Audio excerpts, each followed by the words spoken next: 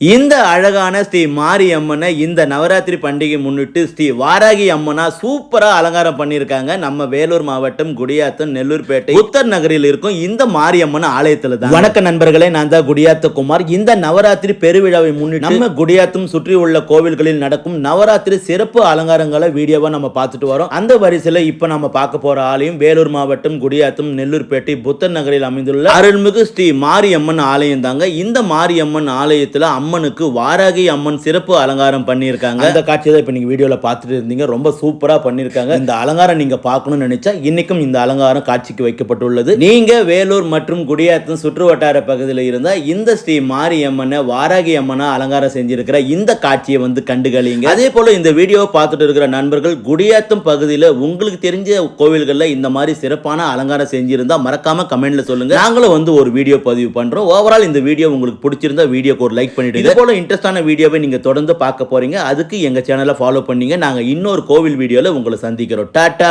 By.